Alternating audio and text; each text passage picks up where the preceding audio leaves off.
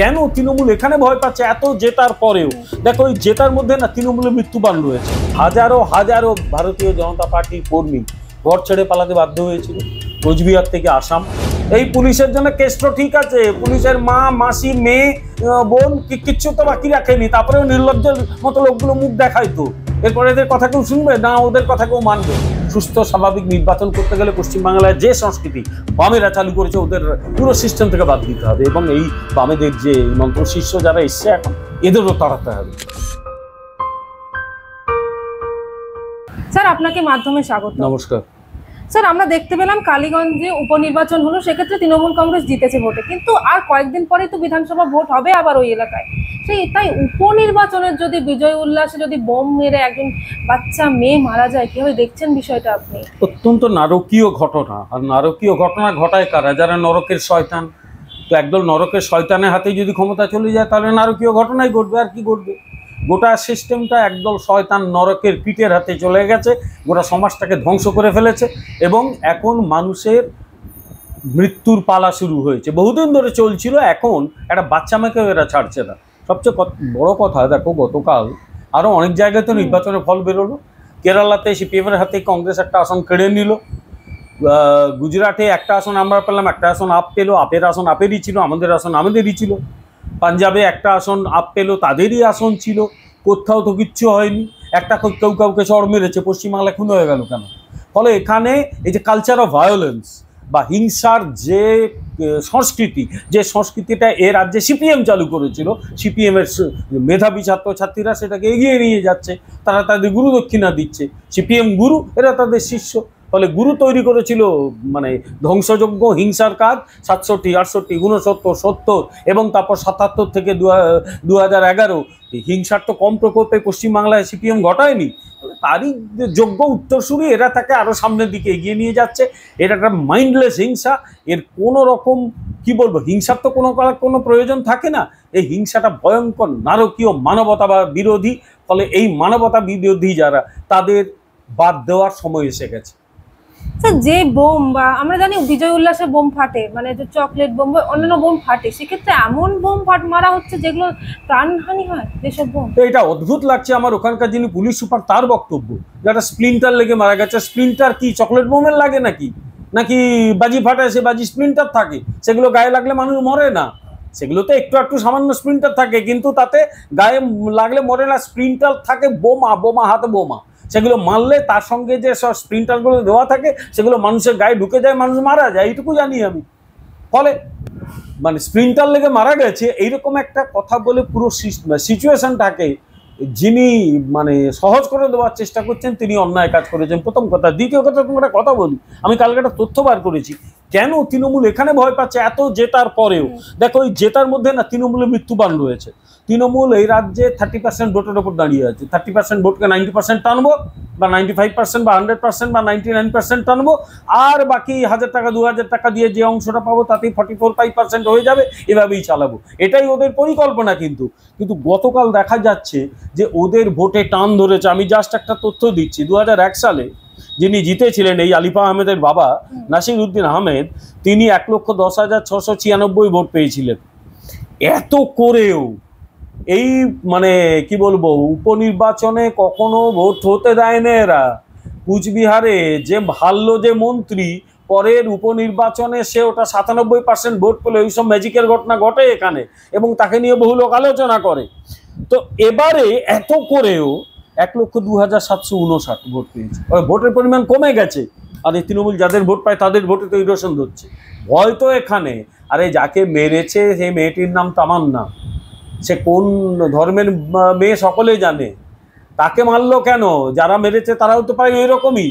কেন মারলো কারণ হচ্ছে যে এই যারা অন্যায়টা করে, যারা পুরো এলাকা দখল করে, যারা টাকা পয়সাগুলো পকেটে পুরে রাখে সব সময়, তারা দেখছে যে যদি আমাদের হাত থেকে ক্ষমতা চলে যায়, যদি অন্য দলের দিকে যায়, তাহলে তো তাদের হাত থেকে ক্ষমতা শুধু যাবে না, তাদের মানে অস্তিত্ব বিপন্ন হবে। ফলে ভয় দেখাও, মারো, মানুষকে একেবারে ঘরে ঢুকিয়ে দাও, আগামী নির্বাচনে যাতে মাথা তুলে দাঁড়াতে না পারে।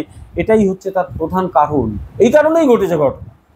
একেবারে মেয়েটি মারা গেছে, তার মা বলছে যে একেবারে তারা মেয়েটি তার মায়ের সঙ্গে স্নান করতে পুকুরে যাচ্ছিল, সেক্ষেত্রে তখনও ভোটের ফলাফল হয়নি, তখন ভোট গণনা চলছিল। আমি তোমাকে একটা উদাহরণ দিই, 2021 সালের 2রা মে যখন 12টা পেরিয়েছে আমার কাছে খবর এলো গোলমাল শুরু হয়ে গেছে। কি তখন তৃণমূল সবে এগিয়েছে, তার মধ্যেই এই কাঁকুড়গাছিতে অভিজিৎ বলে একটি ছেলে মার্ডার হয়ে গেল, পিটিয়ে কুপিয়ে মেরে দিল। শুধু তাকে পিটিয়ে কুপিয়ে মারেনি, তার সঙ্গে তার সে বেচারি রাস্তার কুকুর নিয়ে পুষতো, সেগুলোকে পুড়িয়ে মেরে ফেললো। কোন নারকীয় জায়গায় এরা পৌঁছতে পারে, ঠিক কোন নারকীয় জায়গায় এরা পৌঁছতে পারে, এটা একটা। আরেকটা বিষয় তোমাকে বলি, দেখো 2021 সালের 2রা মের পরে হাজারো হাজারো ভারতীয় জনতা পার্টির কর্মী ঘর ছেড়ে পালাতে বাধ্য হয়েছিল। কোচবিহার থেকে আসাম তাদের দেখতে গিয়েছিলেন মাননীয় রাজ্যপাল, তৎকালীন রাজ্যপাল, এখন যিনি উপরাষ্ট্রপতি জগদীপ ধনকর সাহেব দেখতে গিয়েছিলেন। কেউ যারা পুরুলিয়া বা এই অঞ্চলে থাকতো তারা পালিয়ে গেল ঝাড়খণ্ডে, বিহারে, আর যারা মেদিনীপুরে থাকতো সীমান্তবর্তী অঞ্চলে পালালো সব উড়িষ্যায়। কেন? এই যে মানে অদ্ভুত একটা ইন্টারনাল মাইগ্রেশন, কি বলবো, এটা ভারতবর্ষে দেখা যায়নি কখনো। তার বিরুদ্ধে কেউ প্রতিবাদ করেছিল? আমাকে বলো। আজকে সিপিএমের সমর্থক একটি পরিবারের একজন মারা গেছে, আমি ভারতীয় জনতা পার্টির একজন কর্মী হিসেবে তার তীব্র ধিক্কার জানাচ্ছি। কিন্তু তুমি আমাকে বলে দাও তো, 2রা মে 2021 পর যখন ভারতীয় জনতা পার্টির 55 এখন 58 সংখ্যাটা দাঁড়িয়েছে, কর্মী মারা গিয়েছিল, একটা কথা সিপিএম তার গণশক্তিতে বলেছিল, খালি ওই একটা দায়সাদা কথা, আমরা হিংসার বিরোধী। ভারতীয় জনতা পার্টির কর্মীদের বেছে বেছে খুন করা হয়েছে। পূর্ব মেদিনীপুরের খেজুরিতে 60 বছর বয়সী মহিলা রেপ হয়েছে তার নাতির বয়সী কিছু ক্রিমিনালের হাতে।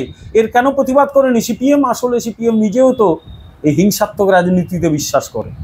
ফলে 1977 কেন 1967 থেকে যে পাপ পশ্চিমবাংলা সমাজকে গ্রাস করেছে, সেই পাপ বোধে পূর্ণতা প্রাপ্তি ঘটছে এখন। এবার নতুন কিছু করার পালা। 2026-এ নতুন কিছু না করলে এই পাপেদের রেখে দেওয়া যাবে না।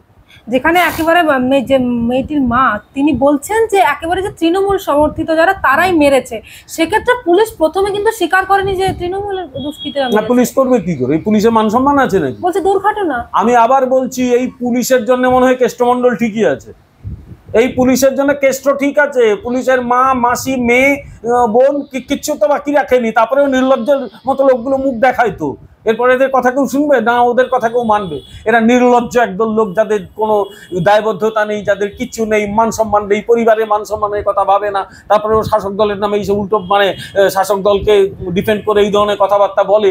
কি করবে? এদের প্রতি কোনো শ্রদ্ধা নেই। পুলিশের কিসের দায়? পুলিশের দায় আমি জানি না। এই পুলিশের একটু ওপর লেভেলে যারা আছে তাদের ভালো পোস্টিংয়ের দায়। শাসক দলের কাছে থাকলে আর জানি না আর কি আয় হয়, সে তো না জেনে বলতে পারবো না। একটা তো বুঝতে পারি, ভালো পোস্টিংয়ের দায়, মাতব্বরির দায়, নানা রকম দায়টাই তো রয়েছে। কিন্তু একটা জিনিস জেনে রাখো, এই সরকার গেলে তোমাদেরও দায়বদ্ধ হতে হবে। দায়বদ্ধতা শেষ হয়ে যায়নি, দিন আসছে। ওয়েট করো, wait and see what happens.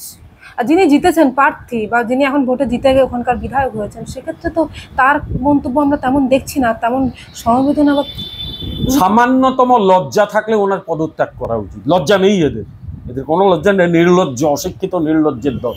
কিন্তু ও শিক্ষিত মেয়ে, আমি তো জানি, ভালো চাকরি করবে।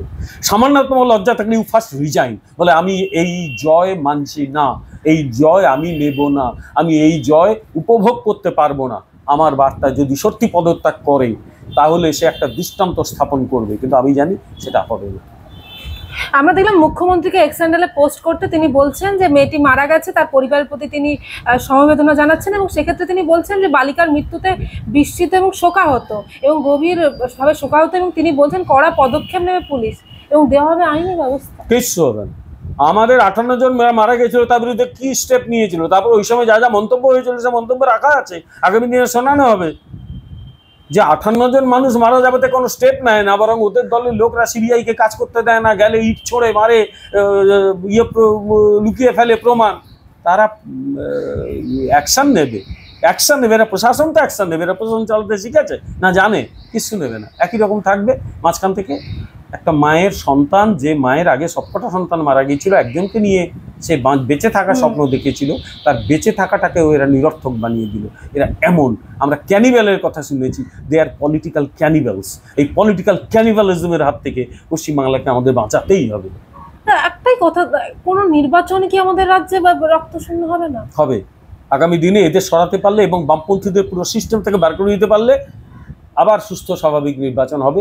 গুজরাটে হলো কি করে? গুজরাটে নির্বাচন হলো কি করে? সুস্থ স্বাভাবিক নির্বাচন করতে গেলে পশ্চিমবাংলায় যে সংস্কৃতি বামেরা চালু করেছে ওদের পুরো সিস্টেম থেকে বাদ দিতে হবে, এবং এই বামেদের যে এই মন্ত্র শিষ্য যারা এসছে এখন এদেরও তাড়াতে হবে। তাহলে পশ্চিমবাংলা আবার স্বাভাবিক হয়ে যাবে, ওটা বিজেপি পারবে। আগামী দিনে বিজেপি এটা করে দেখাবে, নতুন পশ্চিমবাংলা গড়বে।